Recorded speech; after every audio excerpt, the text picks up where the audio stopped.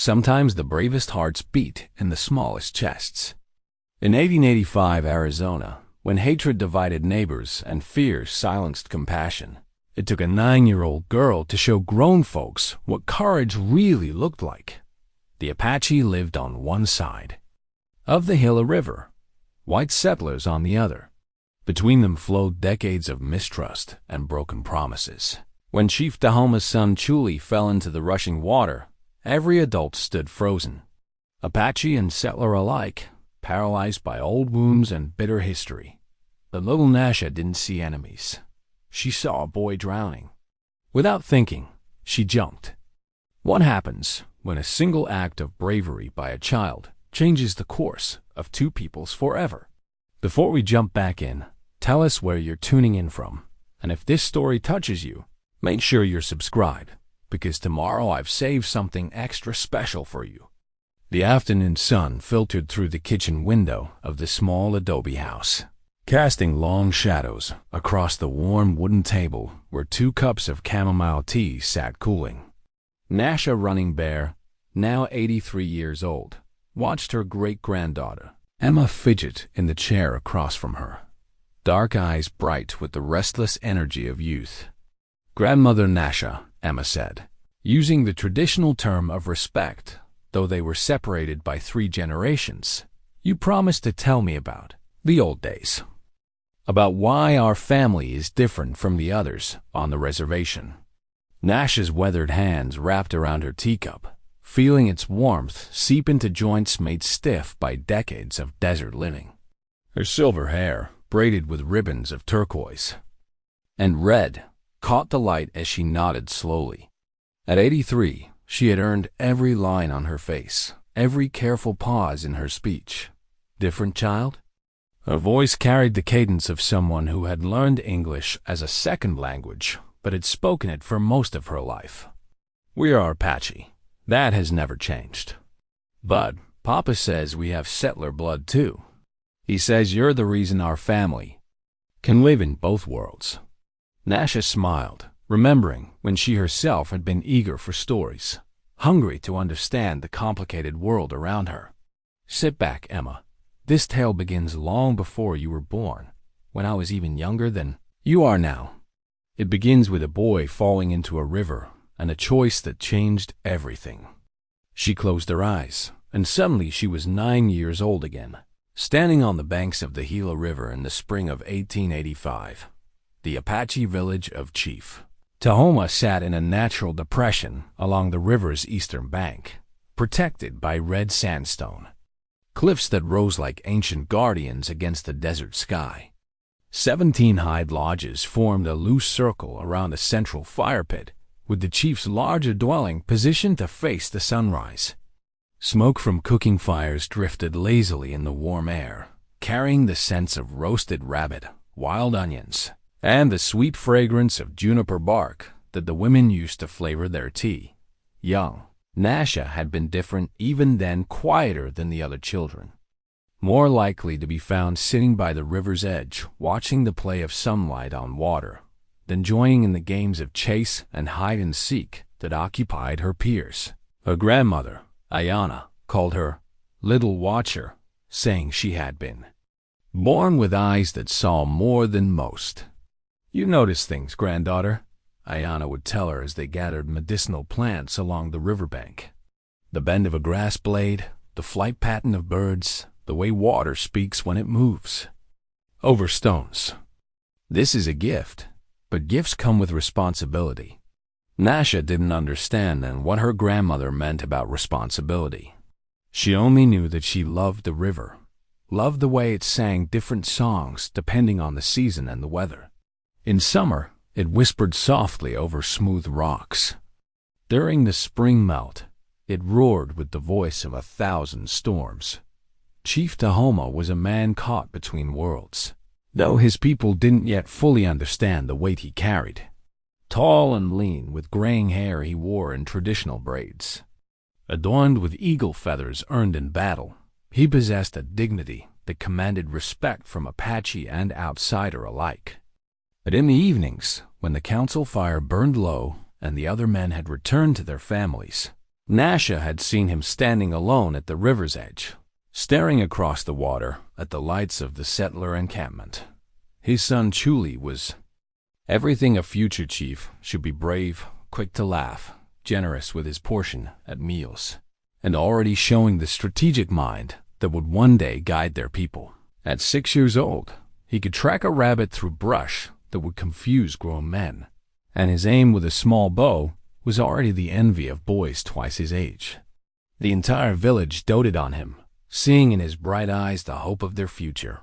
But Chooli had one weakness that worried the adults: an impulsive nature that sometimes overrode his good judgment. When the other boys dared him to climb higher, run faster, or venture closer to forbidden places, he rarely backed down.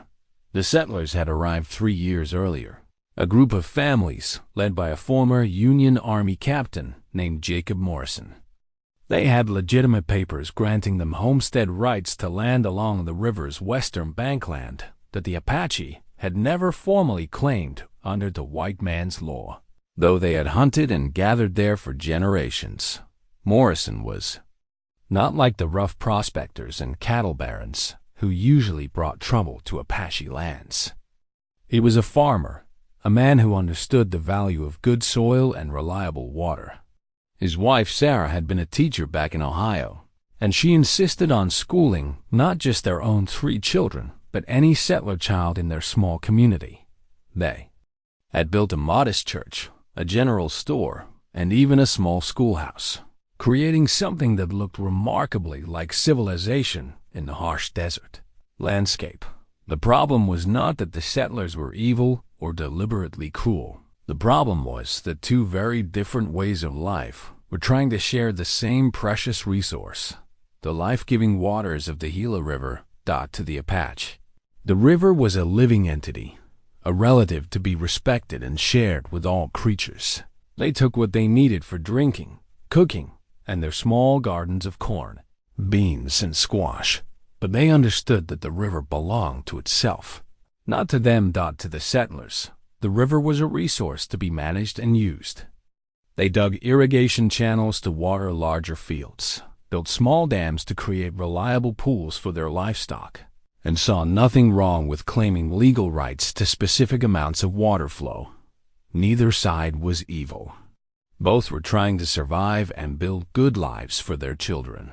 But their different understandings of ownership and responsibility created a tension that grew stronger with each passing season.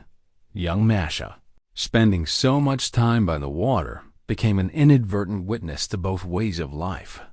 She watched Apache women come to the river to gather rushes for basket making, moving quietly and taking only what they needed. She also watched settler children play in the shallows while their mothers did washing, laughing and splashing with the carefreeness of those who believed they belonged exactly where they were. Sometimes, when she thought no one was looking, she would wave at the settler children. Once, a girl about her own age had waved back, smiling shyly before her mother called her away, with sharp words about staying close and not talking to strangers. Nascha's own mother had died when she was 4, taken by the fever that swept through the village that terrible winter. Her father had been killed 2 years later in a skirmish with Mexican raiders far to the south. She lived now with her grandmother Ayana, who had raised her with stories, wisdom, and the kind of patient love that helped a child grow strong even in the shadow of loss. The river remembers everything, Ayana would tell her as they sat together in the evening, working beads onto leather or preparing herbs for winter storage. It remembers when our people first came to this place, when the Spanish came, when the Mexicans came, and now when these new people come. It has seen much sorrow and much joy, but it continues to flow. This is the lesson. We must learn to flow around obstacles, not break ourselves against them. But obstacles were becoming harder to flow around. Government officials had visited twice in the past year, surveying the land and asking questions about water rights and tribal boundaries. They spoke in legal terms that meant nothing to traditional Apache thinking, but Chief Tahoma understood enough to know that trouble was coming. the territorial government was under pressure from mining interests who wanted to develop claims further upstream. Railroad companies were looking for reliable water sources along proposed routes. And always there were more settlers, more families like the Morrisons, who had legitimate legal claims and genuine needs, but whose presence slowly changed everything.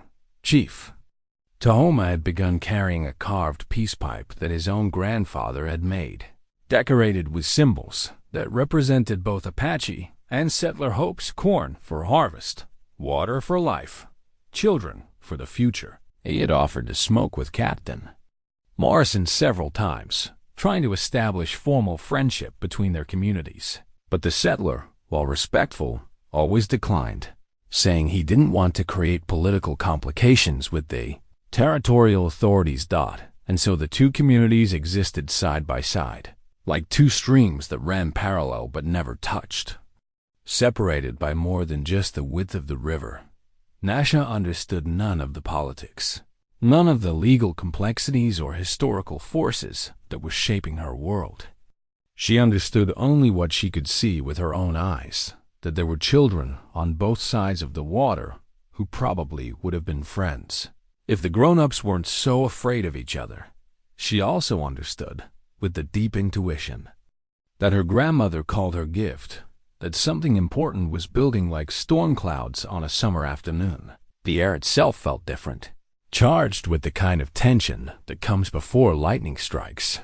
What she couldn't have known was that in just a few days, on a morning when the river ran higher and faster than anyone expected, her gift for seeing clearly would lead her to make a choice that would change not just her own life, but the destiny of everyone on both sides of the water. The future, all their futures, was rushing toward them like spring floodwaters. And soon there would be no choice but to jump in. The morning of the rescue dawned clear and deceptively calm, but Nascha's grandmother had been uneasy since before sunrise. Ayana stood at the entrance of their lodge, scanning the sky with the practiced eye of someone who had lived through 73 desert seasons. "The water will be angry today," she murmured to Nascha, who was helping prepare the morning meal. "I can feel it in my bones. The mountain snow is melting faster than usual." Nascha looked toward the river, which did seem higher than it had been the day before. The usual lazy murmur had been replaced by something more urgent, more insistent. "Should I stay away from the water today, grandmother?" Ayana considered this, her weathered face thoughtful. "No, child. The river will teach you something important today. But be watchful, be ready." By midday, the Gila had risen nearly 2 feet above its normal spring level. What had been gentle shallows where children often played were now swift channels that could knock a grown man off his feet. The sound of rushing water filled the air like constant thunder. Chief Tahoma called the children away from the riverbank, but 6-year-old Chooli had inherited his father's stubborn streak along with his leadership instincts. While the other children obediently stayed near the lodges, he kept drifting back toward the water, fascinated by its power and violence. "It sounds like horses running," he told his friend Kaya, a boy his own age. "Like 100 horses all running together. My mother says it's dangerous," Kaya replied nervously. "She says the water spirits are angry about something." But Chooli wasn't afraid of water spirits. He had been swimming since he was old enough to walk, and the river had always been his friend. He couldn't imagine it would hurt him. Across the water, the settler community was dealing with their own concerns about the flood. Captain Morrison had moved his family's livestock to higher ground and was helping his neighbors secure equipment and supplies. The irrigation channels they had dug were overwhelmed, sending muddy water cascading through their carefully tended fields. Sarah Morrison stood at their cabin door, watching her own children with the sharp attention that mothers develop when danger lurks nearby. "Stay close to the house," she called to them. "That water is moving too fast today." It was just after noon when everything changed. Chooli had been throwing stones into the torrent, trying to hit a piece of driftwood that swept past. Each throw took him a step closer to the unstable bank, where spring runoff had undercut the usual solid ground. Nascha saw him from 50 yards away, where she had been gathering early cattail shoots for her grandmother. Something in the way. He was moving the unconscious shift forward with each throw made her drop her gathering basket and start walking toward him. "Chooli," she called, but her voice was lost in the roar of the water. He drew back his arm for another throw, putting his weight on his forward foot. The undercut bank, weakened by days of higher water, gave way like a breaking shelf. One moment, he was standing on solid ground. The next, he was tumbling into the chocolate-brown torrent. His small body instantly swept, downstream by water moving faster than a running horse. The scream that went up from the Apache village was answered immediately by shouts from the settler side. Adults from both communities came running, but they all stopped at their respective riverbanks, staring in horror at the small head that appeared and disappeared among the churning waves. On the Apache side, warriors who could ride the wildest horses and hunt the most dangerous game stood frozen, held back by invisible chains of caution and consequence. If they went into the water and drowned, who would provide for their families? If they saved the boy but were seen cooperating with settlers, what political complications would follow? If they failed in the rescue attempt, would they be blamed for the future chief's death? On the settler side, men who had faced Confederate bullets and frontier hardships wrestled with their own paralyzing thoughts. The boy was Apache, the son of their political rival across the water. What would happen if they saved him? What would happen if they didn't? How would the territorial authorities view their involvement in tribal affairs? While the adults hesitated, calculating risks and consequences, Chooli was drowning. 9-year-old Nascha didn't hesitate because she didn't think like an adult. She didn't calculate political consequences or worry about treaties and territorial policies. She saw a child in mortal danger, and her grandmother's teachings echoed in her mind. When someone needs help, you help. Everything else is just noise. Without a word to anyone, she ran toward the bank and dove.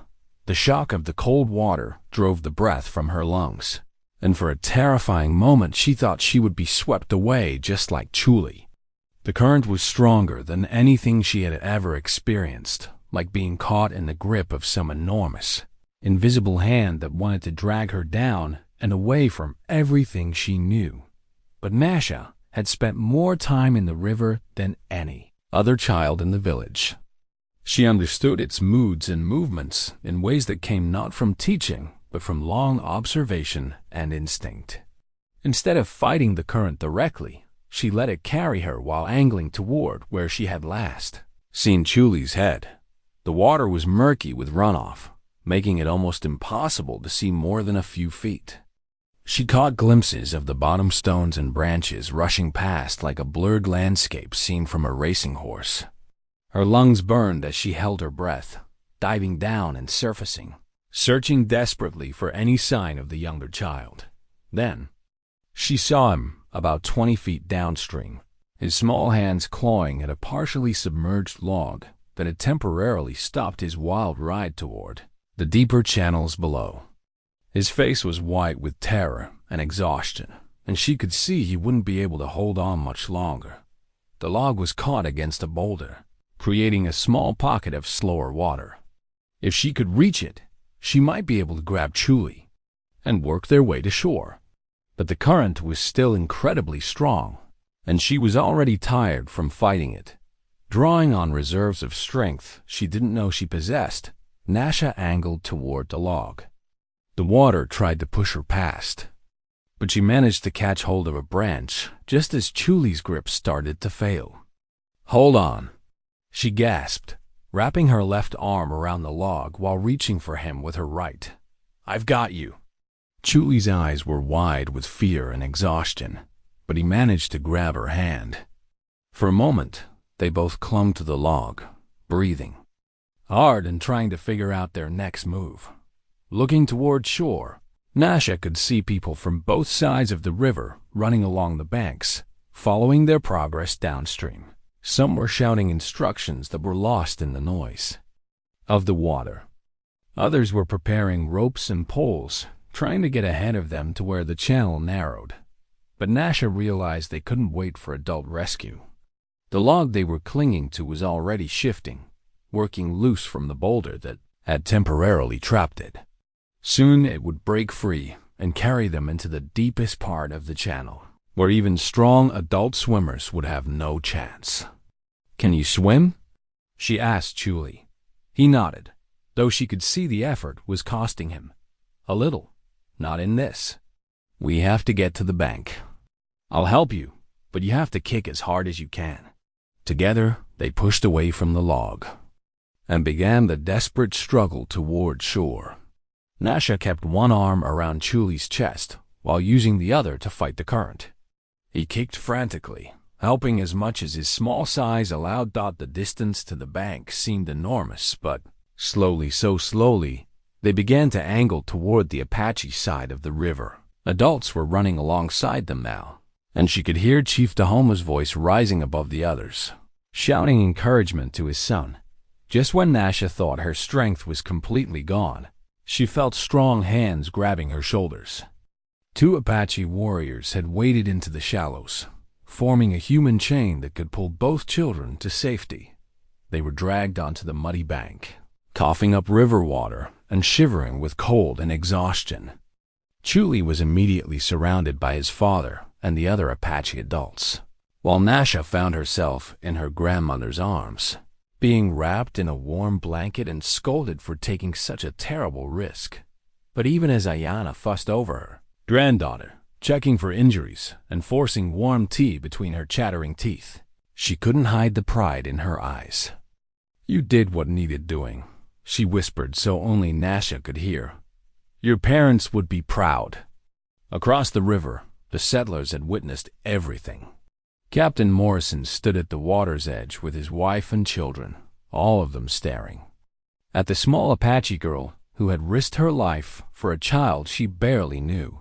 And Chief Tahoma, holding his rescued son close to his chest, looked directly across the water at Nascha. In that moment, as their eyes met across the divide that had seemed unbridgeable, something fundamental shifted in the world. The rescue had taken less than 10 minutes from start to finish. But in those 10 minutes, a 9-year-old girl had done what all the adults on both sides of the river had been unable to do. She had reached across the divide and saved a life. The political implications would take time to unfold.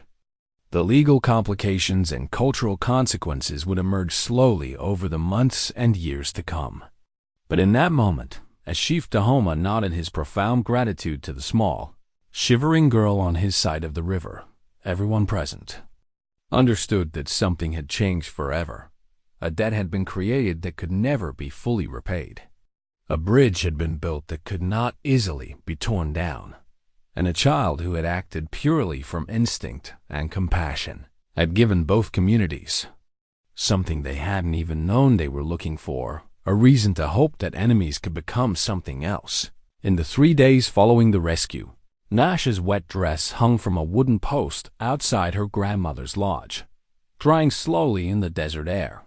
Every time someone passed by, they would glance at it, a simple piece of brown cotton that had somehow become a symbol of something much larger than itself. Nascha herself was uncomfortable with the attention that followed her everywhere. Apache children were taught to be modest about their accomplishments, to let their actions speak rather than seeking praise. But everywhere she went, adults would stop their conversations to watch her pass, their faces holding expressions she couldn't quite read. "I just did what anyone would do," she told her grandmother on the 3rd evening, as they sat together preparing cornmeal for the next day's bread. Ayana looked up from her grinding stone, studying her granddaughter's face in the firelight. "But not everyone did do it, child. That is why it matters." Across the village, Chief Tahoma was wrestling with his own complicated feelings about the rescue. His son was alive because of a 9-year-old girl's courage, but the implications of that fact were staggering. In Apache culture, life debts were sacred obligations that could span generations. He owed this child, and by extension, her family, something that could never be fully repaid. More troubling still, the rescue had been witnessed by the settlers across the river. Captain Morrison had sent a formal message of gratitude through one of the mixed-blood traders who sometimes served as informal messengers between the communities. The words were respectful and sincere, but they created a new kind of relationship between the groups, one that neither side was quite prepared to navigate. "What do we do about the girl?" asked Nascha, one of Tahoma's senior advisors, during a council meeting held 4 days after the rescue. "Her name is Nascha," the chief replied quietly, "and we honor her." But the settlers saw everything. They're treating this as some kind of Nascha struggled for the right word. Some kind of bridge between us. There's already talk among them about friendship and cooperation. This could complicate our position with the territorial authorities. Tahoma was silent for a long moment, staring into the council fire. "My son is alive because that child acted without thinking of complications. Perhaps that is a lesson we should consider." Meanwhile, Chooli was recovering from his ordeal with the resilience of youth, but the experience had changed him in subtle ways. He sought out Nascha's company more often, following her to the river's edge where she liked to sit and watch the water. The swollen flood had receded to more normal levels, but both children now regarded it with a new respect. "Were you scared?" he asked her one afternoon as they sat throwing pebbles into the slower current. Nascha considered the question. "Seriously, yes, but not of the water. I was scared I wouldn't reach you in time. My father says you saved my life. The water was going to carry you away. I couldn't let that happen." Chooli nodded, accepting this simple explanation. At 6, he didn't fully understand concepts like political consequences or cultural barriers. He only knew that when he had been in terrible danger, this girl had helped him. The logic was clear and uncomplicated. "When I'm chief," he said with the matter-of-fact confidence of childhood, "I'm going to remember this. I'm going to remember that you helped me." On the settler side of the river, the rescue had created its own ripple effects. Sarah Morrison found herself thinking about the Apache girl more often than she expected. As a former teacher, she was trained to notice children, to see their potential and their needs. The courage displayed by someone so young had impressed her deeply. "That little girl has something special," she told her husband that evening as they sat on their cabin's small porch. "The way she acted without hesitation, without thinking of her own safety, that's not common, even among grown folks." Captain Morrison nodded, his own thoughts troubled by the implications of what they had witnessed. "It complicates things, Sarah. The territorial government wants clear separation between us and the Apache. They're already suspicious of anyone who gets too friendly with the tribes." "Maybe the government's approach is wrong," Sarah said quietly. "Maybe what that child did shows us a different way." Such conversations were happening in cabins and lodges on both sides of the river. The rescue had created a crack in the wall of separation that had defined relations between the communities. And through that crack, new possibilities were beginning to emerge. The first concrete sign of change came a week after the rescue, when Captain Morrison approached the riverbank carrying a white cloth tied to a long stick, a universal signal of peaceful intentions. Chief Tahoma, who had been expecting some kind of formal acknowledgement, met him at the water's edge. The conversation was awkward at first, conducted in a mixture of English, Spanish, and sign language that served as common communication between the groups. Morrison wanted to offer some kind of gift or payment to honor Nascha's courage, but Tahoma explained that traditional Apache culture didn't work that way. "The child acted from her heart," Tahoma said through gestures and broken English. "You cannot pay for what comes from the heart. Then how do we honor what she did? Morrison asked. It was a question that neither man could answer easily. Their cultures had different ways of recognizing heroism, different concepts of debt and repayment, different ideas about what it meant for communities to be connected to each other. But the conversation itself was significant. For the first time since the settlers had arrived, the leaders of both communities were talking directly to each other, not as enemies or strangers, but as people trying to figure out how to do the right thing. Word of this meeting spread quickly through both communities, creating excitement among some and concern among others. There were Apache voices warning that any cooperation with settlers would be seen as weakness by their enemies among other tribes. There were settler voices worrying that friendship with Apache would be seen as disloyalty by territorial authorities. But there were other voices, two voices suggesting that maybe the child had shown them something important about what was possible when people acted from courage rather than fear. Nascha herself remained largely unaware of these larger implications. She continued her daily routines, helping her grandmother with household tasks, gathering plants for medicine and food, spending quiet time by the river. But she noticed that adults looked at her differently now, and sometimes she caught them in intense conversations that stopped when she appeared. "Grandmother," she asked one evening, "did I do something wrong when I jumped in the river?" Ayana set down her beadwork and looked at her granddaughter with gentle eyes. "No, child, you did something right. But sometimes doing the right thing changes more than we expect it to." "Changes what?" "Everything," Ayana said simply. "When you jumped into that water, you didn't just save a boy's life. You showed both sides of the river that the barriers between us aren't as solid as we thought they were. Now everyone has to decide what to do with that knowledge." As spring moved towards summer and the river settled into its normal lazy flow, the effects of the rescue continued to ripple outward. Children on both sides began waving to each other across the water, tentative at first, then more boldly as their parents didn't forbid it. Adults found excuses to walk closer to the riverbank, curious about their neighbors in ways they hadn't allowed themselves to be before. The simple brown dress had long since dried and been put away, but what it represented continued to grow.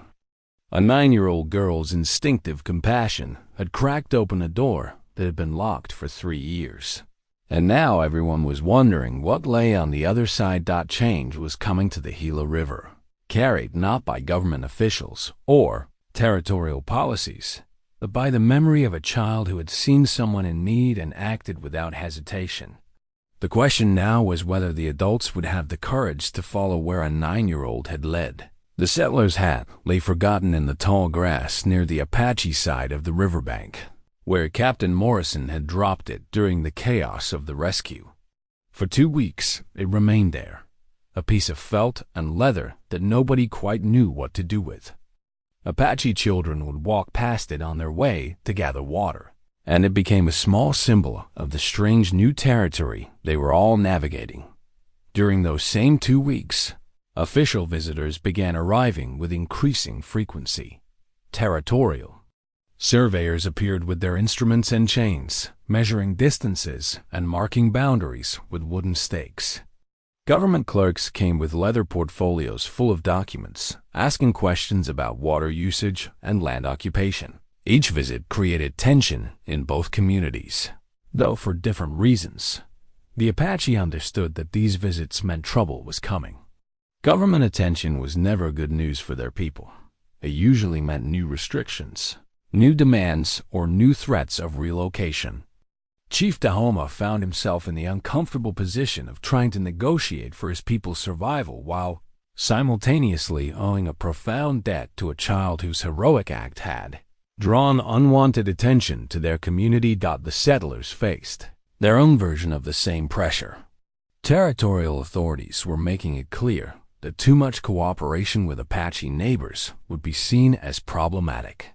There was talk of maintaining proper boundaries and avoiding complications that might interfere with regional development plans. Captain Morrison received a particularly poignant visit from a territorial administrator named William Hayes, a thin man with wire-rimmed glasses who spoke in the precise language of bureaucracy. "Captain Morrison," Hayes said as they sat in the cabin that served as both home and informal community meeting hall, "I understand there was an incident involving Apache children recently." "A rescue," Morrison replied carefully. "Apache girls saved an Apache boy from drowning. We witnessed it. Nothing more." "Yes, but I'm told there was some kind of acknowledgement between you and the Apache leadership afterward.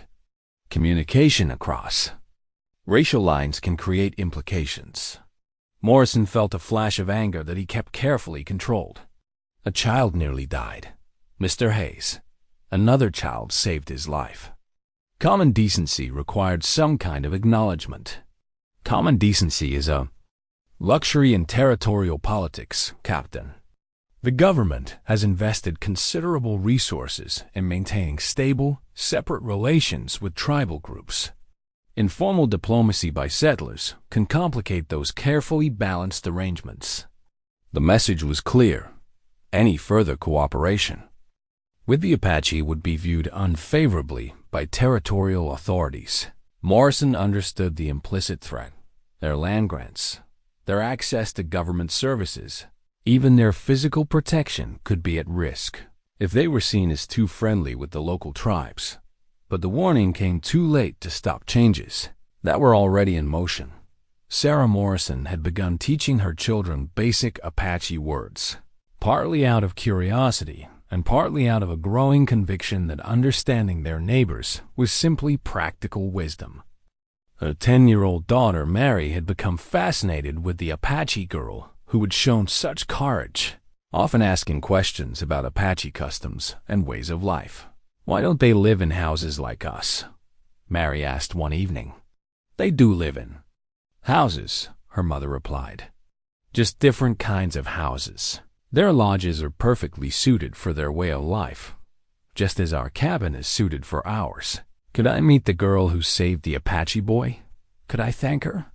Sarah considered this request carefully. Direct contact between their children and Apache children could indeed create the kind of complications Hayes had warned about, but it could also create something much more valuable: understanding between peoples who were going to be neighbors whether the government liked it or not. Across the river, similar conversations were taking place. Nascha had become curious about the settler children she sometimes saw playing near their cabins. Their games looked different from Apache games, and their clothing was strange but practical. She found herself wondering what they were like as individuals rather than just settlers. "Grandmother," she asked Ayana one evening, "what are the people across the river really like?" "Like us," Ayana replied with the straightforward honesty that characterized her generation. "They want food for their children, safety for their families, and hope for the future. The ways they seek these things are different from ours, but the wanting is the same. Then why can't we be friends?" It was the kind of question that only a child would ask, simple, direct, and cutting straight to the heart of complicated adult fears and prejudices. Because grown people sometimes let old hurts and future worries make them afraid of simple kindness, Ayana said. "But you showed that children sometimes see more clearly than their elders." The first direct contact between the communities happened almost by accident. Mary Morrison had been collecting wildflowers along the riverbank when a sudden summer storm forced her to take shelter under the overhang of a large boulder. Nascha, caught in the same storm while gathering medicinal herbs, took shelter under the same rocky ledge. For several minutes, the two girls sat 3 feet apart, listening to thunder roll across the desert and watching rain create temporary waterfalls down the cliff faces.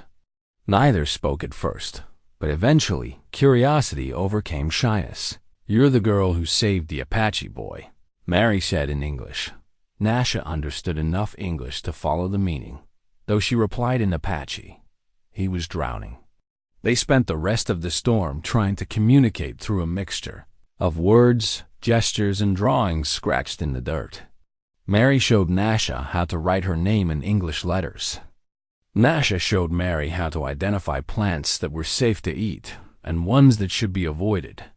When the storm passed, both girls returned to their respective sides of the river, but something had been established, a small bridge of friendship that existed independent of adult politics and territorial policies. Word of this meeting inevitably reached the adults in both communities, creating predictable alarm among some and thoughtful consideration among others. Chief Tahoma faced pressure from traditionalist voices who worried that his daughter's rescue heroics were leading to dangerous cultural contamination. Captain Morrison faced his own version of the same concerns from settlers who feared government retaliation. The both leaders were beginning to understand that the changes set in motion by Nascha's courage could not be easily controlled or reversed. The rescue had created new relationships and new possibilities that existed independent of official policies. The abandoned hat still lay in the grass, now weathered by sun and rain, but somehow more symbolic than ever. It represented boundaries, crossed barriers overcome, and the strange new world that was emerging along the banks of the Gila River. Neither community fully understood where these changes would lead, but everyone could sense that something fundamental had shifted. The rescue had been just the beginning, a single act of courage that had opened a door to possibilities. Nobody had imagined Dodd as summer deepened, and the controversies continued to swirl around them. One thing became clear. The simple heroism of a 9-year-old girl had set forces in motion that would reshape the lives of everyone along the river. The question now was whether the adults would prove worthy of the example she had set, or whether fear and politics would close the door she had opened. The abandoned hat remained in the grass, a silent witness to the ongoing transformation of two communities learning to see each other not as enemies, but as neighbors sharing the same precious water, the same harsh but beautiful land, and the same hopes for their children's future. 2 years had passed since the rescue, and the leather medicine pouch that Chief Tahoma carried now contained herbs from both sides of the river. The sacred sage and sweetgrass of Apache tradition were joined by chamomile and lavender that Sarah Morrison had quietly shared during a chance meeting at the water's edge. It was a small symbol of the careful cooperation that had developed despite official disapproval from territorial authorities. Nascha, now 11, had grown taller and more thoughtful, but the quiet watchfulness that had always characterized her had deepened into something approaching wisdom. She spent even more time by the river, not just observing the water's moods, but thinking about the complicated world that seemed to grow more complex each day. The friendship between her and Mary Morrison had continued to develop in secret, facilitated by brief meetings during storms, accidental encounters while gathering plants, and carefully orchestrated visits to neutral ground on a small island in the middle of the river during low water seasons. Through Mary, Nascha had learned to read basic English words. Through Nascha, Mary had learned to track animals, identify edible plants, and understand the Apache concept of living in harmony with the land rather than trying to control it.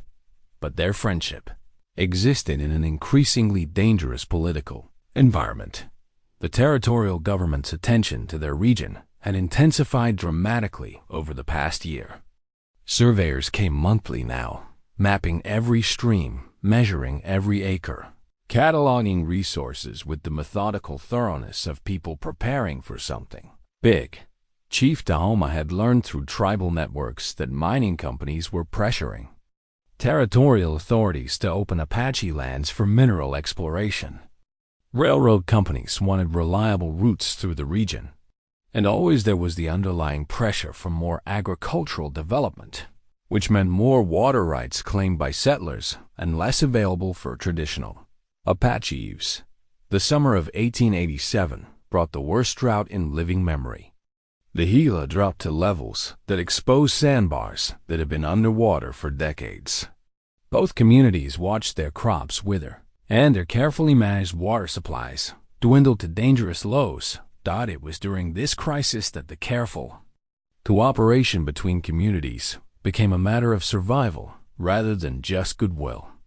Captain Morrison made the first move, sending a message through Mary, who had become the unofficial liaison between the communities, asking if the Apache had any traditional knowledge about finding water during extreme drought conditions. Chief Tahoma's response was pragmatic and generous. He sent his most experienced water finder, an elderly man named Hetatli, to help the settlers locate underground springs that could supplement their failing wells. In return, Morrison shared surveying equipment and maps that helped the Apache identify the most efficient locations for their own emergency water sources. This cooperation was conducted quietly, almost secretly, but it undoubtedly saved lives on both sides of the river. More importantly, it demonstrated that survival sometimes required setting aside political considerations in favor of practical necessity. Nascha played a crucial role in these exchanges, partly because her bilingual skills had improved dramatically, and partly because adults on both sides trusted her judgment and discretion. At 11, she had become an unofficial ambassador between communities, carrying messages, translating technical information, and helping coordinate activities that were technically illegal under territorial guidelines. "You're growing up too fast," her grandmother Ayana observed one evening as they prepared a meal that included vegetables grown with water, located using settler surveying techniques. "Children shouldn't have to carry such heavy responsibilities." "I don't mind," Nascha replied, though she sometimes felt the weight of adult expectations pressing down on her shoulders. "If it helps people, it's worth doing."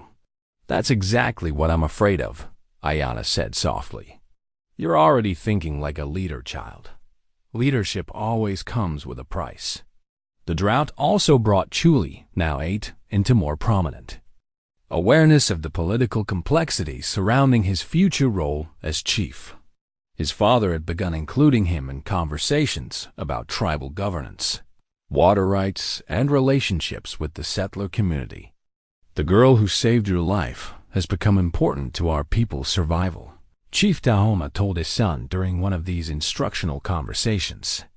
"But her importance makes her a target for those who want to see our communities remain separate and weak." Chooli listened with the serious attention that was already characteristic of his developing leadership style. "What kind of target, father?" "Territorial authorities don't like Indians and whites working together. They prefer us divided, suspicious of each other, competing for resources instead of sharing them. Nascha's courage has created something they don't want to see: cooperation based on mutual respect. So they'll try to stop her? They'll try to stop all of us. But yes, she has made herself visible in ways that could be dangerous." These concerns proved prophetic when William Hayes returned in late summer with a larger group of territorial officials and a set of new regulations designed to prevent exactly the kind of cooperation that had helped both communities survive the drought. The new rules prohibited any sharing of resources between Apache and settler communities without explicit territorial approval. They required reporting of all contacts between communities. They established penalties for unauthorized diplomatic activity that could include loss of land grants for settlers and forced relocation for Apache groups. Most ominously, the regulations specifically mentioned the need to prevent the development of mixed-race leadership influence in frontier regions. Captain Morrison understood the implications immediately. Nascha's role as an informal bridge between communities had been noticed and was now being targeted for elimination. He requested a private meeting with Chief Tahoma to discuss the new regulations and their potential impact. The meeting took place on the small river island that had become neutral ground for their communities, with both men bringing minimal escorts and meeting at sunset to avoid observation. "They're going to try to separate us," Morrison said bluntly. "The new regulations are designed to destroy everything we've built over the past 2 years." Chief Tahoma nodded grimly. They fear what they cannot control. A child's courage showed them something they don't want to see, that Apache and White can work together as equals. What do? We protect what matters most. We protect the children who have shown us a better way forward. But even as they spoke, both men understood that protection might not be possible. Forces larger than their small communities were at work, and the government had resources and authority that could not easily be resisted. The medicine pouch that Chief Tahoma carried felt heavier as he returned to the Apache village that evening. The herbs from both sides of the river remained potent and healing, but the world in which such cooperation was possible seemed to be closing around them like a trap. Nascha, watching her chief return from the secret meeting, sensed the weight of approaching crisis, even though no one had explained the details to her. The water that had once sung songs of possibility now whispered warnings of danger ahead. At 11 years old, she was about to discover that heroism sometimes requires not just a single moment of courage, but the sustained bravery to keep fighting for what's right, even when the odds seem impossible. The carved wooden horse that Chooli presented to Nascha during her coming-of-age ceremony was small enough to fit in her palm, but every detail had been crafted with the patience of someone twice his age. The ears were perfectly proportioned. The mane suggested movement, and the eyes held an expression of alert intelligence that captured something essential about the spirit of horses. "I made it myself," he told her proudly as the ceremony wound down and the two young people found a quiet moment away from the adult celebrations. "Grandfather Haytathli helped me with the tools, but all the carving is mine." Nascha turned the small horse over in her hands, studying the intricate work. At 9 years old, Chooli was already showing the artistic skill that often accompanied natural leadership ability among their people. But more importantly, the gift represented something deeper, a gesture of respect and lasting friendship that acknowledged how the rescue had bound their lives together. "It's beautiful," she said, and meant it. "I'll treasure it always. When I become chief," Chooli said with the matter-of-fact confidence that was becoming his trademark, "I want you to be my advisor. You see things other people miss, and you're not afraid to act when action is needed." The ceremony itself had been unprecedented in several ways. Traditional Apache coming-of-age celebrations for girls were deeply sacred, involving 4 days of ritual, dancing, and instruction in adult responsibilities. But this ceremony had attracted attention from outside the community in ways that made everyone nervous.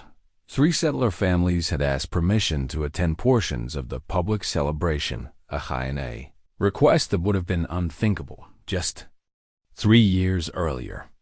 Chief Tahoma had agreed, partly out of respect for the cooperation that had helped both communities survive the drought, and partly because refusing might have created even more problems with territorial authorities. The Morrison family was among those present, and Mary Morrison's wide-eyed fascination with Apache traditions had been both touching and concerning to the adults who understood the political implications of such cultural exchange. But the most significant aspect of the ceremony was Nascha's own speech to the assembled community. Traditional protocol called for young women to listen respectfully to elders' wisdom during these events. But Nascha had asked for permission to address the gathering, and Chief Tahoma had granted it. "My grandmother taught me that the river remembers everything," she had said, standing before the mixed crowd of Apache families and settler guests. "It remembers when different peoples first came to this water, and it remembers all the conflicts and all the cooperation that have happened along its banks." Her voice had carried clearly in the desert air, and even the adults who were uncomfortable with her unusual prominence had been impressed by her poise and thoughtfulness. "I think the river is trying to teach us something about flowing around obstacles instead of breaking ourselves against them.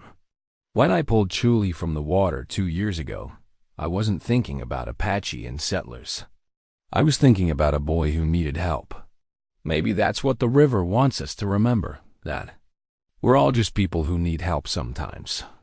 The speech had been well received by most of the Apache present, but it had also reinforced concerns among traditionalist voices about her growing influence and the dangerous attention it attracted from territorial authorities. Those concerns proved justified when William Hayes appeared at the ceremony's conclusion, accompanied by 2 territorial marshals and a man introduced as Dr. Edmund Carlisle from the Bureau of Indian Affairs. Dr. Carlisle was a thin, intense man with the kind of academic credentials that territorial authorities used to justify their most intrusive policies. He had come, he explained, to observe the development of leadership dynamics in frontier communities and to assess the need for intervention to prevent problematic cultural mixing. His presence cast a shadow over what should have been a celebration, and his pointed questions about Nascha's role in intercommunity relations made everyone deeply uncomfortable. "The girl shows remarkable linguistic development," he noted to Hayes, speaking as if Nascha couldn't understand English perfectly well. "Our influence over both Apache and settler children could become problematic if not properly channeled." "What kind of channeling?" Chief Tahoma asked, his voice carefully controlled but his eyes dangerous. "Education, of course. The government has excellent schools where gifted Indian children can learn proper civilized behavior. The Carlisle School in Pennsylvania has produced many successful graduates who have learned to bridge the gap between savage and civilized ways of life." The threat was clear to every adult present. Boarding schools like Carlisle were notorious for separating Indian children from their families and cultures, attempting to kill the Indian and save the man through forced assimilation and cultural destruction. Nascha herself understood the implications perfectly well. She had heard stories about children who were sent away to such schools and never returned, or who came back as strangers to their own families, unable to speak their native languages or participate in traditional ways of life. "I'm not going anywhere," she said clearly, speaking directly to Dr. Carlisle in flawless English.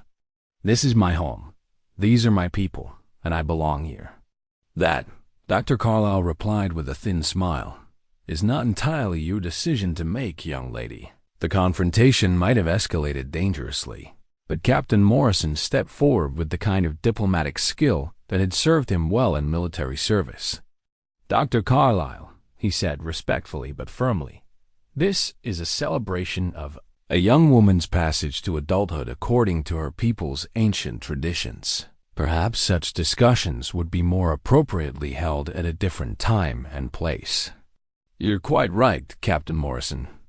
But I hope you understand that the territorial government is paying close attention to developments in this region. The unusual cooperation between your community and this Apache band has been noted and will be evaluated for its compliance with federal Indian policy." After the officials departed, both communities were left to grapple with the clear threat that had been delivered. The coming-of-age ceremony that should have been purely celebratory had become a reminder of how vulnerable they all were to forces beyond their control. But it had also demonstrated something important about the bonds that had developed between the communities. When Nascha was threatened, people from both sides of the river had instinctively moved to protect her. The rescue that had started, it all had created loyalties that transcended official policies and bureaucratic threats died as evening fell, and the last of the celebration activities wound down. Nascha sat by the river's edge, still holding Chooli's carved horse and thinking about Dr. Carlisle's words. She understood now that her simple act of courage had made her a symbol in a conflict, much larger than she had ever imagined. The government wanted to use her as an example of successful assimilation if she could be controlled, or as a cautionary tale if she could not. The Apache traditionalists saw her as either a bridge to necessary adaptation or a dangerous departure from proven ways. The settlers viewed her as either evidence of Apache capacity for civilization or a threat to proper racial boundaries. Everyone wanted to use her story for their own purposes. But no one seemed interested in asking what she wanted for herself, and her community. The wooden horse felt warm in her palm, a reminder that at least some relationships in her complicated world were based on genuine affection and respect, rather than political calculation. Whatever challenges lay ahead, she would face them with the knowledge that courage sometimes created unexpected allies, and that children's friendships could be stronger than adult fears. The letter was hidden inside a leather portfolio that Dr. Carlyle had left behind in the Morrison cabin, tucked between official forms and territorial survey maps. Nascha discovered it by accident 3 days after the coming-of-age ceremony, when Mary Morrison asked her to help return some government papers that had been forgotten during the officials' hasty departure. Nascha's reading skills had improved dramatically over the past 2 years, but the formal language of bureaucratic correspondence was challenging even for her. She might have dismissed the document as incomprehensible official jargon, if not for seeing her own name mentioned in the text. What she read changed everything she thought. She understood about the past 3 years of her life. The letter was addressed to Territorial Headquarters from the Bureau of Indian Affairs, dated 6 months earlier, long before the drought, long before her coming-of-age ceremony, long before any of the recent tensions had developed. The Apache band, led by Chief Tahoma, presents an ideal test case for new assimilation policies, the letter began. The unusual cooperation between this group and local settlers provides excellent justification for implementing comprehensive cultural integration programs. Nascha read the words twice, her heart beginning to race as the implications became clear. The rescue incident involving the Apache girl and the chief's son has created unprecedented goodwill between communities. This goodwill can be leveraged to justify the establishment of a model reservation system that demonstrates successful Indian assimilation while maintaining federal control over valuable mineral rights in the region. The document went on to describe, in clinical detail, how the government planned to use the cooperation between communities as a pretext for forced relocation to a model reservation that would be established 50 miles upstream. The Apache would be moved from their traditional lands, but the relocation would be presented as voluntary cooperation rather than forced removal. The settler communities' demonstrated ability to work cooperatively with this Apache band makes them ideal candidates for serving as civilian supervisors in the new reservation system. Their participation will provide political cover for the relocation program while ensuring continued federal control over water rights and mineral extraction opportunities. But the most devastating revelation came in the letter's final paragraphs.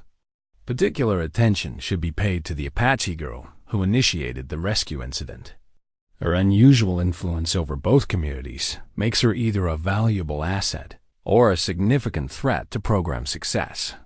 If she can be convinced to serve as a spokesperson for voluntary relocation, her endorsement will be invaluable in preventing resistance from other Apache groups in the territory. If she proves uncooperative, her removal to the Carlisle School will serve as an effective demonstration of federal authority, while eliminating a potential source of organized opposition. Nascha sat in the Morrison cabin's small kitchen, staring at the letter in her trembling hands as the full scope of the betrayal became clear. Her heroic rescue of Chooli had not been the beginning of genuine cooperation between communities. It had been the spark that ignited a carefully orchestrated government plan to destroy both communities, while appearing to honor their friendship. Everything that had seemed like progress over the past 3 years had actually been manipulation. The drought cooperation, the cultural exchanges, even the coming-of-age ceremony had all been observed and catalogued by government officials, who saw them not as evidence of human decency, but as opportunities for political control. The door to the cabin opened and Mary Morrison entered, returning from her morning chores. She took one look at Nascha's face and immediately understood that something was terribly wrong. "What is it?" Mary asked, sitting down beside her friend. Nascha handed her the letter without speaking, watching Mary's expression change from confusion to horror as she read the document. "This can't be real," Mary whispered. "They can't really be planning." "They've been planning this since the beginning," Nascha said, her voice hollow with shock. "My jumping in the river didn't create friendship between our peoples. It gave them an excuse to destroy both our communities while pretending to honor that friendship." The two girls sat in stunned silence, processing the implications of what they had discovered. Everything they had believed about the gradual improvement in relations between Apache and settlers had been an illusion, carefully maintained by officials who were planning something much more sinister. "We have to tell our parents," Mary said finally. "They have to know what's really happening. Will they believe us?" "They'll have to. This is proof." But even as Mary spoke, both girls understood that the truth might not be enough. The government plan described in the letter was already in motion, supported by legal authority and backed by military force if necessary. Knowledge of the conspiracy might help their communities resist, but it might also accelerate the timeline for forced action. Nascha made her decision with the same instinctive certainty that had driven her to jump into the river 3 years earlier. "We tell them everything," she said. "Apache and settlers together. If they're planning to use our friendship to destroy us, then our friendship is our only defense." The meeting took place that evening in the neutral ground of the river island, with representatives from both communities gathering under a full moon that cast everything in silver light. Chief Tahoma came with his senior advisors. Captain Morrison brought the settlement's informal council of family leaders. And in the center of both groups, Nascha stood holding the letter that had revealed the truth about their situation. She read the document aloud in both English and Apache, her young voice carrying clearly across the water as adults from both sides of the river listened with growing anger and dismay. The silence that followed was profound and dangerous. Chief Tahoma spoke first, his words carefully controlled, but his fury evident to anyone who knew him well. "They have been watching us like animals in a cage, studying our behavior so they could manipulate our responses. The cooperation that kept us alive during the drought, they saw it as weakness to exploit." Captain Morrison added, his own anger making his voice harsh. "Every gesture of friendship, every act of mutual aid has been turned into justification for destroying both our communities." But it was Chooli, now 9 years old, and already showing the wisdom that would make him a formidable leader, who asked the most important question: "What do we do now?" All eyes turned to Nascha, the girl whose courage had unwittingly started the whole chain of events. At 13, she found herself in the position she had never wanted, the center of a crisis that would determine the fate of everyone she cared about. "We do what we should have done from the beginning," she said, her voice growing stronger as she spoke. "We stop letting them divide us. We stop pretending that Apache survival and settler survival are different things. They want to use our friendship to destroy us, but friendship is the only thing that can save us." She looked around the circle of adults, seeing fear and anger and uncertainty in their faces, but also seeing something else: respect for her judgment and willingness to follow her lead despite her youth. "They're going to come for us whether we cooperate or resist," she continued. "But if we stand together, if we make them face Apache and settlers united instead of divided, maybe we can show them something they didn't expect to see." "What's that?" Chief Tahoma asked. "That some things are more important than their plans. That some friendships are stronger than their politics. That when you threaten people's children, you find out what courage really looks like."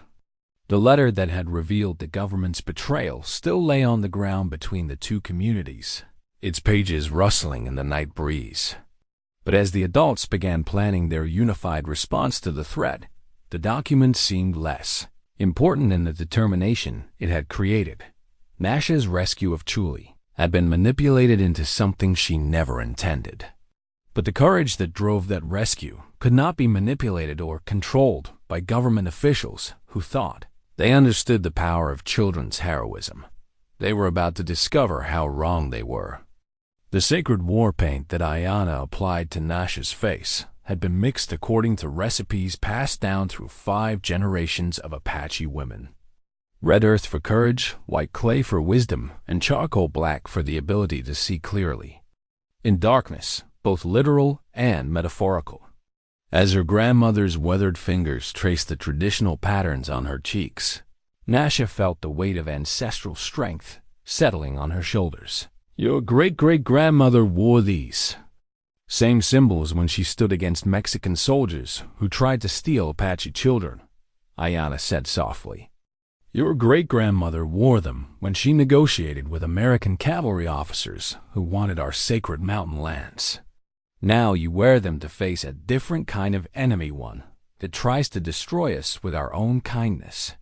There had been 2 weeks since the discovery of the government letter, and those 2 weeks had transformed both communities in ways that would have been unimaginable just a month earlier. The threat of destruction had done what years of gradual cooperation could not. It had created genuine unity between Apache and settler families. The planning meetings had moved from the neutral ground of the river island to a rotating schedule between Apache lodges and settler cabins. Children from both sides served as messengers, carrying information with an efficiency and discretion that impressed the adults. Women shared not just food and supplies, but strategic advice and traditional knowledge about resistance and survival. Most importantly, both communities had begun preparing for a kind of resistance that neither had ever attempted before: coordinated civil disobedience, backed by legal challenges and supported by carefully orchestrated media attention. Captain Morrison had used his military contacts to reach sympathetic journalists in Denver and Santa Fe, men who were interested in stories about government corruption and the mistreatment of both Indian peoples and honest settlers. The unusual cooperation between Apache and white families provided exactly the kind of human interest angle that could generate the political pressure needed to challenge territorial policies. Chief Tahoma had reached out through traditional Apache networks to leaders of other tribes, sharing information about government plans and building coalitions that could speak with united voices to federal authorities. The rescue that had started as one child's courage was becoming a symbol of intertribal and interracial cooperation throughout the southwestern territories. But at the center of all these preparations was Nascha herself, who at 13 had become the focal point of hopes and strategies that would have challenged experienced political leaders. The burden of this responsibility was evident in the way she carried herself, still quietly observant, still thoughtful and careful in her words, but with a new gravity that made adults listen when she spoke and follow when she led. I never wanted to be a symbol, she confided to Chooli one evening as they sat by the river, watching the water flow past in its eternal journey toward distant seas. I just wanted to help. Maybe that's why people trust you, Chooli replied, with the wisdom that was already making him an effective deputy to his father. You're not trying to use them for anything. You just want to do what's right. But what if I make the wrong choice? What if I lead everyone into danger that could have been avoided? Chooli was quiet for a moment, considering the question with the seriousness it deserved. At 9, he was already learning that leadership meant making decisions without enough information and accepting responsibility for consequences that couldn't be fully predicted. My father says that courage isn't about making perfect choices, he finally answered. It's about making the best choice you can with what you know, and then standing behind it no matter what happens. The conversation was interrupted by the arrival of Mary Morrison, who had been serving as liaison between the settler families and was bringing news of the latest developments in their coordinated preparations. Dr. Carlyle is coming back, she announced breathlessly. Papa received word from his contacts in territorial headquarters. They're sending a full delegation next week. Officials from the Bureau of Indian Affairs, territorial marshals, and military escorts. Military escorts? Nascha felt a chill of fear despite the warm evening air. Apparently, they expect resistance. The letter you found wasn't the only correspondence about this situation. Papa's friends managed to see other documents. The government has decided that our communities are too dangerous to handle with just legal pressure. They're planning to use force if necessary. This news created a new urgency in the final preparations. If the government was bringing military support, it meant they were prepared for armed conflict, but it also meant they were afraid that their carefully orchestrated plans might fail if they faced unified resistance instead of divided communities. Over the next 3 days, both communities worked with desperate efficiency to prepare for the confrontation that would determine their future. Legal documents were prepared, challenging the territorial authority to forcibly relocate either community. Letters were sent to newspapers and political figures throughout the territory, explaining the situation and requesting support for communities that had committed no crimes except learning to live together peacefully. Most importantly, both communities prepared for the possibility that legal and political strategies might not be enough. The Apache had a long tradition of passive resistance strategies for making occupation and control so difficult that enemies eventually concluded that conquest was more trouble than it was worth. The settlers had their own experience with civil disobedience from the pre-war period, when many of them had participated in underground railroad activities or other forms of resistance to unjust federal policies. Combined, these traditions created a formidable toolkit for nonviolent resistance that could make the government's plans extremely difficult to implement. But the most powerful element of their strategy was Nascha herself. The government plan depended heavily on using her as either a cooperative spokesperson for voluntary relocation or a cautionary example of what happened to those who resisted federal authority. They had not prepared for the possibility that she might become something else. Entirely a symbol of interracial cooperation that generated support from unexpected quarters and made their policies look cruel and unnecessary rather than wise. And progressive. 3 days before the government delegation was scheduled to arrive, representatives from 5 different Apache bands arrived to show solidarity with Chief Tahoma's community. A day later, 3 settler families from other parts of the territory came to express support for Captain Morrison's group. By the eve of the confrontation, the small river community had become the focus of attention from across the southwestern territories. Newspaper reporters began arriving, eager for stories about the unusual cooperation between Indian and white communities and the government's response to that cooperation. Political figures started making statements about the need to protect honest settlers and peaceable Indians from bureaucratic overreach. Most unexpectedly, religious leaders from several denominations issued joint statements praising the Christian charity demonstrated by both communities and condemning government policies that would punish such cooperation. The attention created both opportunities and dangers. Support from outside the immediate region might prevent the worst government excesses, but it also raised the stakes and made retreat impossible for all parties involved. On the final evening, before the confrontation, Nascha stood before a crowd. That included not just her own people and the local settlers, but Apache leaders from across the territory, settler families who had traveled hundreds of miles to show support, journalists and political observers who would carry word of what happened to audiences throughout the American West. 3 years ago, she began, her voice carrying clearly in the desert air. I jumped into a river to save a drowning boy. I didn't think about politics or policies or what it might mean for the future. I just saw someone who needed help.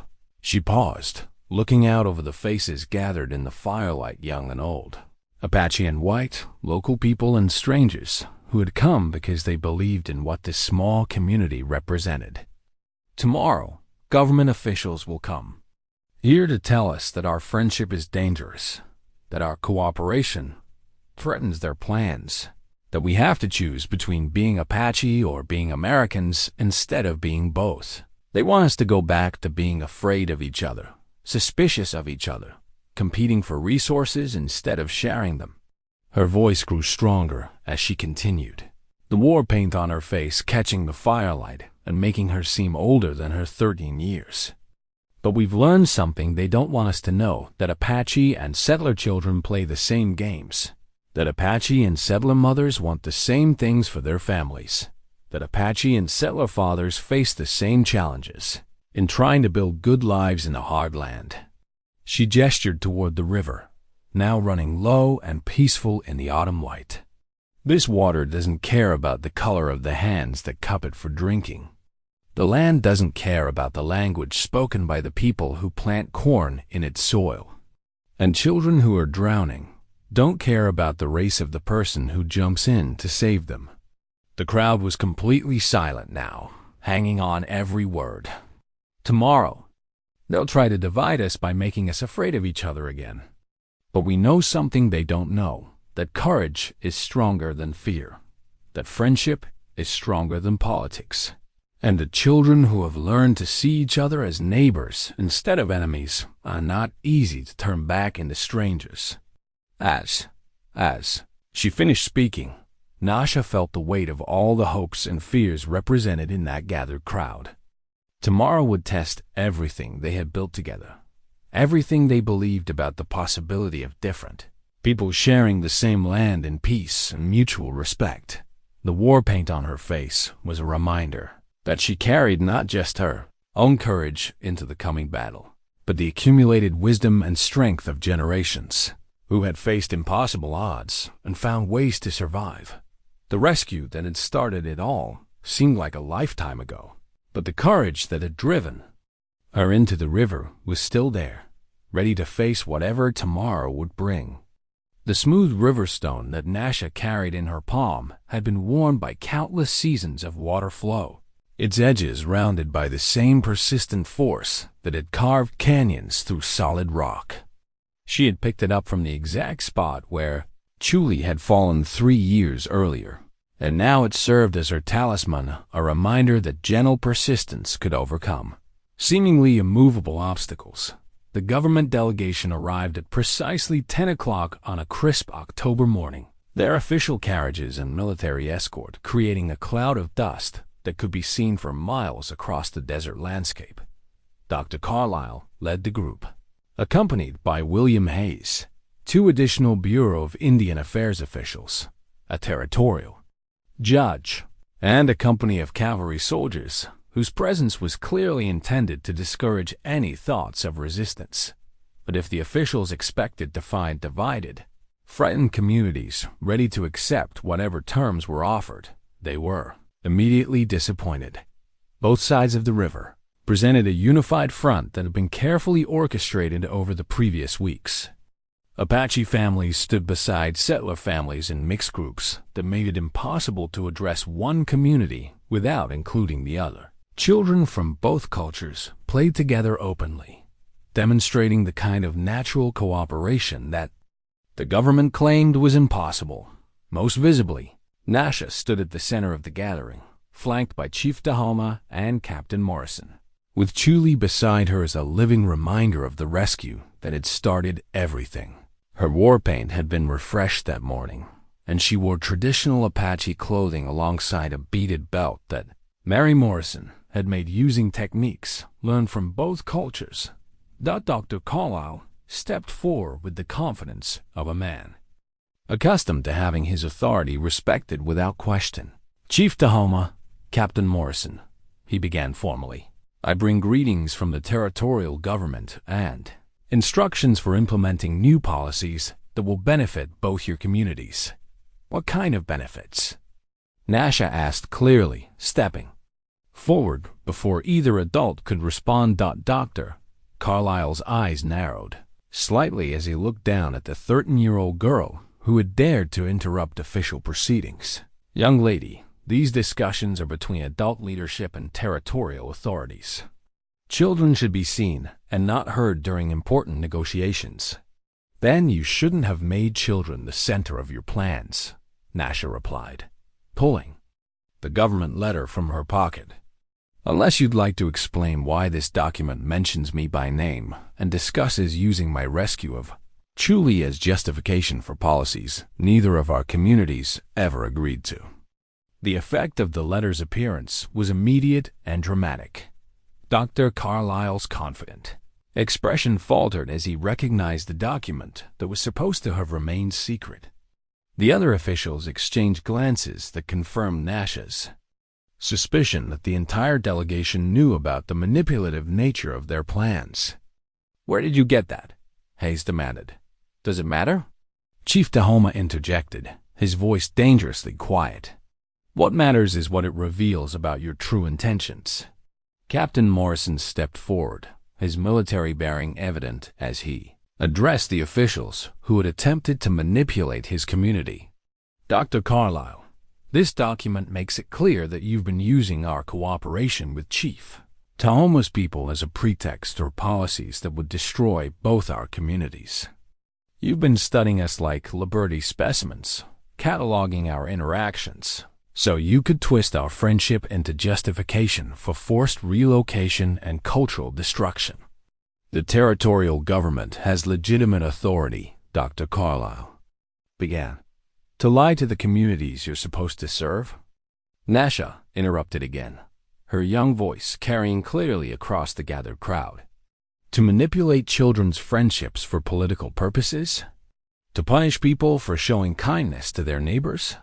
Dr. Carlyle's mask of official courtesy finally slipped, revealing the frustration and anger beneath. "Miss, you are a minor child interfering with official government business. I strongly advise you to step aside and allow the adults to handle these complex matters. I'm the child you plan to use as a spokesperson for voluntary relocation if I cooperated, or as an example of what happens to those who resist if I didn't," Nascha replied calmly. "I think that makes these matters my business."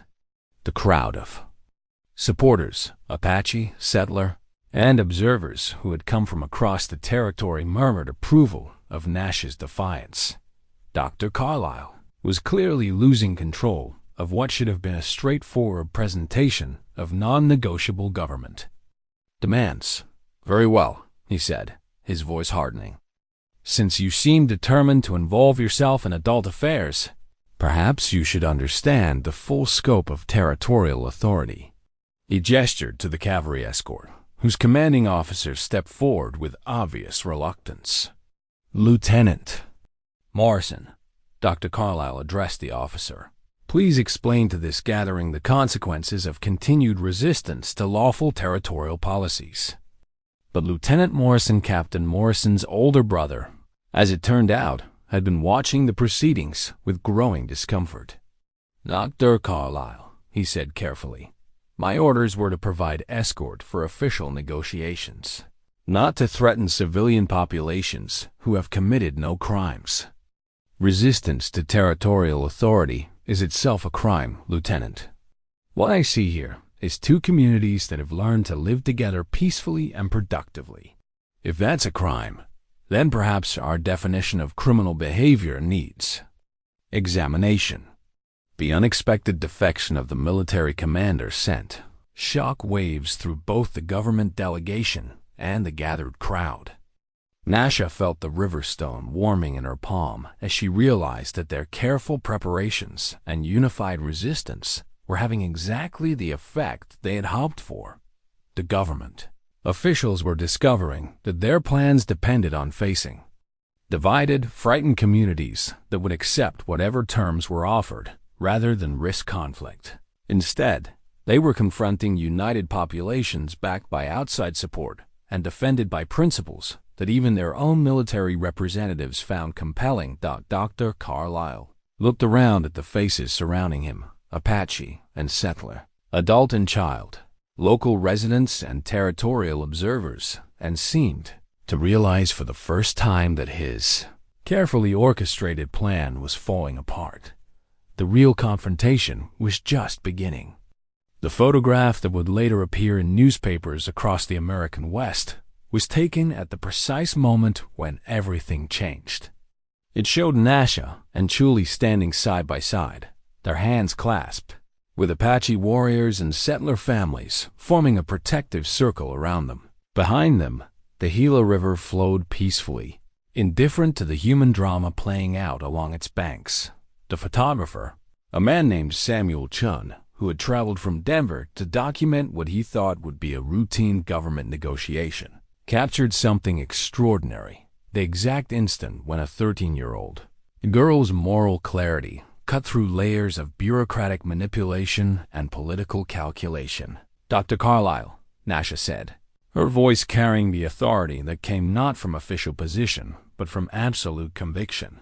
"You keep talking about territorial authority and government policies, but you haven't answered the most important question, which is, why is friendship between Apache and white families so dangerous that the government needs to destroy it?"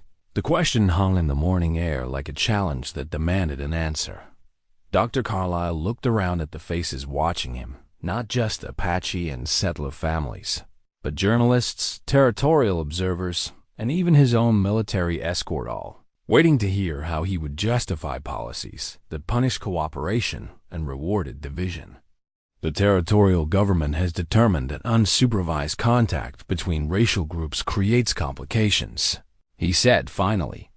"Legal complications, security complications, political complications that interfere with orderly development of frontier regions." "Complications for who?"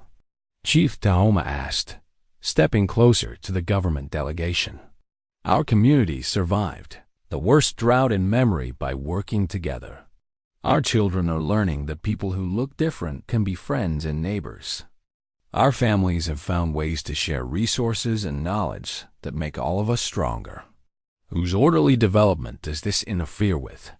Captain Morrison answered the question that Dr. Carlyle wouldn't. "The mining companies. The railroad companies. The land speculators who want Apache territory open for development without having to negotiate with people who might have legitimate claims to it." He gestured toward the government letter that was still clutched in Nascha's hand. "That document makes it clear that this whole policy isn't about protecting anyone or maintaining order. It's about making sure that Apache and settler families stay divided, so they can't unite to protect their common interests against corporate exploitation." The accusation hit home because it was obviously true. The journalist Samuel Chun was scribbling notes furiously, recognizing that he was witnessing something much more significant than a routine administrative proceeding. Dr. Carlyle's face flushed with anger and embarrassment. "Mr. Morrison, you are making very serious accusations against the territorial government." "I'm reading from your own documents, Dr. Carlyle. If the accusations are serious, perhaps that's because the policies they describe are serious." Lieutenant Morrison, the cavalry officer who's supposed to be enforcing government authority, made a decision that would be remembered long after the immediate crisis was resolved. "Dr. Carlyle," he said formally, "I need to see written orders that specifically authorize the use of military force against these communities. What I observe here are law-abiding citizens engaging in peaceful cooperation. I see no threat to territorial security that would justify military intervention." "Lieutenant, I am giving you direct orders." "From what authority?" "You're from the Bureau of Indian Affairs." "I take orders from military commanders, not civilian administrators who appear to be exceeding their legal mandate." The government delegation was rapidly losing control of a situation they had expected to dominate. But the most decisive moment came when Chooli stepped forward to stand beside Nascha, his 9-year-old voice cutting through the adult arguments with devastating simplicity. "3 years ago, I fell in the river and almost drowned," he said, looking directly at Dr. Carlyle. "Nascha jumped in to save me even though it was dangerous. She didn't ask if it was legal, or if the government approved, or if saving Apache boys was good territorial policy. She just saw someone who needed help, and she helped. He gestured toward the mixed crowd of Apache and settler families. "That's what all these people are doing, helping each other because it's the right thing to do. If that's against the law, then maybe the law is wrong." The photograph captured the moment when Dr. Carlyle realized he had no effective response to a 9-year-old's moral logic.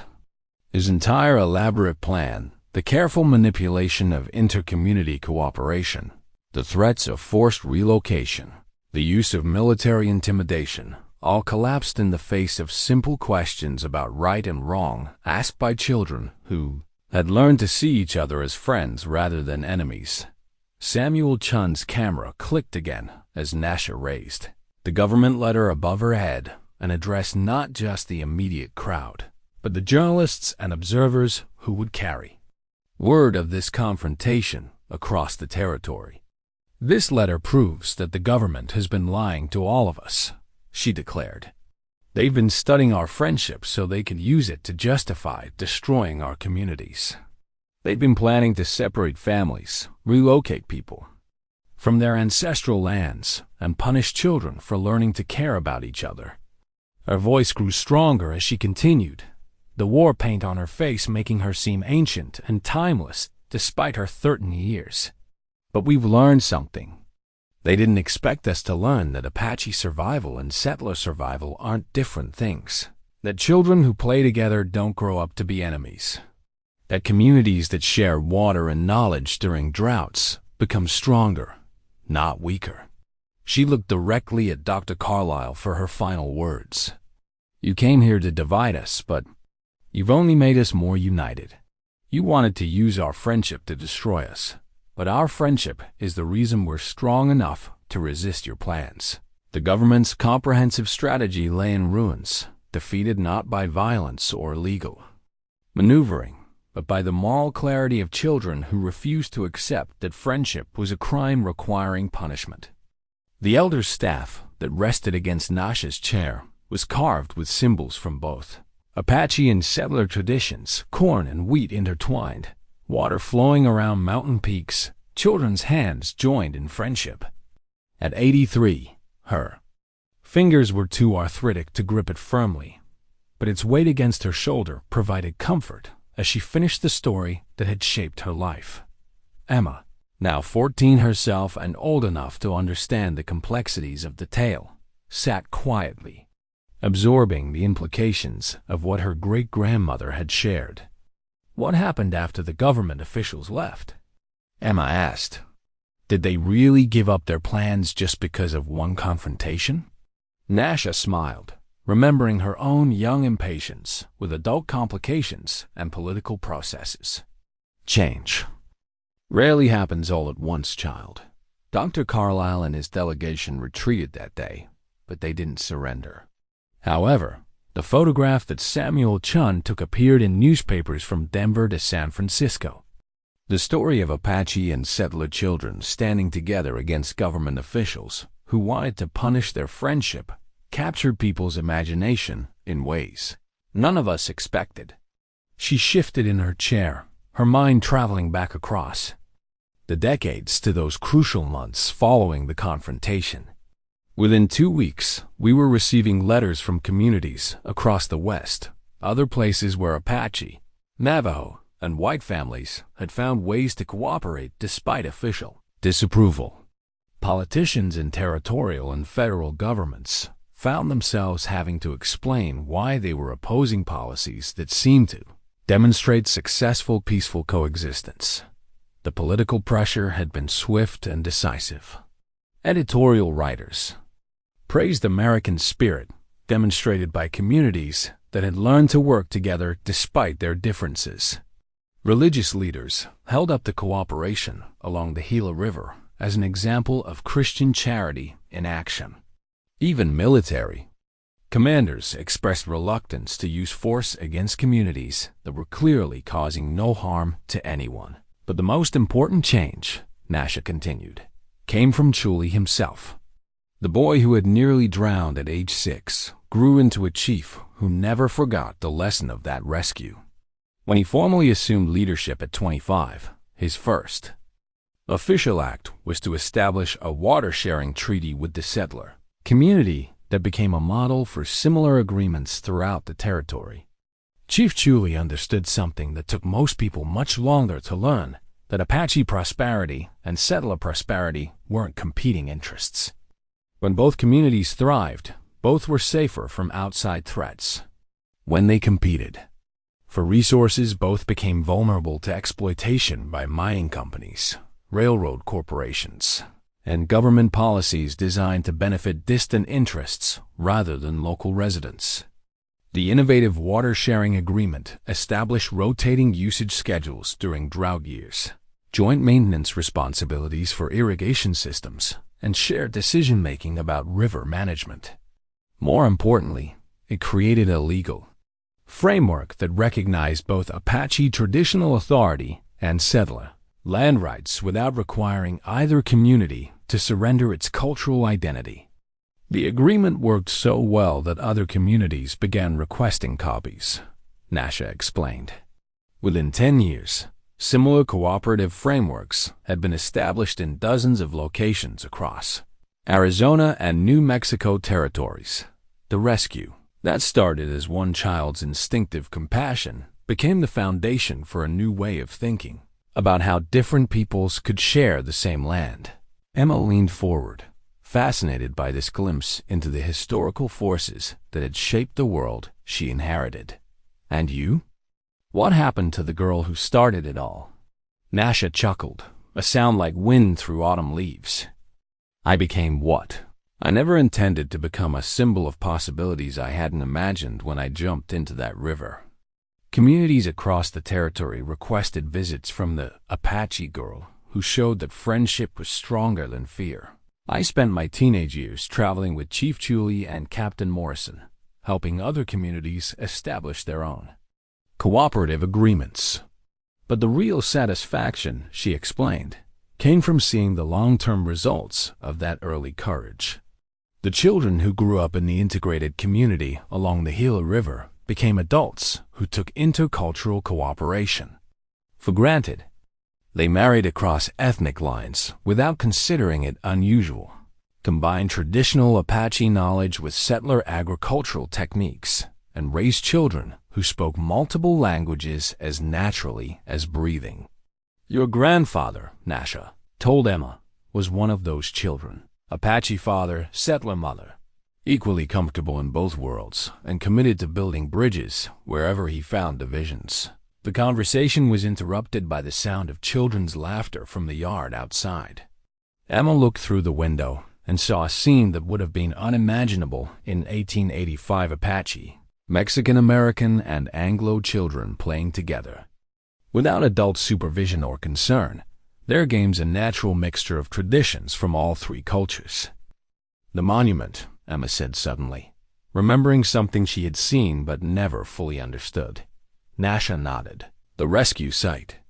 It was dedicated when you were 5 too young to understand the ceremony. The inscription reads, "Here a child's courage showed that barriers exist only in adult minds, and that the greatest rivers can be crossed by those who are not afraid to jump." They sat together in comfortable silence. Great-grandmother and great-granddaughter, connected by the story that had shaped their family's history and their community's development. What's the lesson? Emma asked finally. What am I supposed to learn from all this? Nascha picked up her elder's staff, feeling the carved symbols beneath her fingers, representations of cooperation that had once seemed impossible but had become the foundation of her community's strength. That courage isn't just about dramatic moments of heroism, she said softly. It's about seeing clearly when others are blinded by fear or prejudice, acting with compassion when others are paralyzed by complications, and standing firm for what's right, even when adults try to convince you that right and wrong are more complicated than they really are. She looked out the window at the children playing in the yard, some with Apache features, some with European ancestry, some representing the beautiful mixture that occurred when communities learned to see each other as neighbors rather than strangers. Most importantly, child, remember that small acts of goodness create ripples that spread far beyond what we can see or imagine. When you help someone who needs helping, when you stand up for someone who's being treated unfairly, when you choose friendship over fear, you're not just changing that moment. You're changing the future. The afternoon sun was beginning to set, casting long shadows across the yard where children of multiple heritages continued their games. The Gila River flowed peacefully past the house, its waters carrying the same message they had carried for generations, that persistence and patience could overcome any obstacle, that what seemed permanent could be changed by those who were not afraid to dive in when others held back. Nascha closed her eyes, feeling the satisfaction that comes from a story well told and a life well lived. The rescue that had defined her youth had become the foundation for a community, a family, and a future that honored the courage of children while providing wisdom for the adults they would become. The elder's staff rested peacefully against her shoulder, its carved symbols a permanent reminder that some bridges, once built with courage and maintained with love, become strong enough to carry entire generations safely into the future.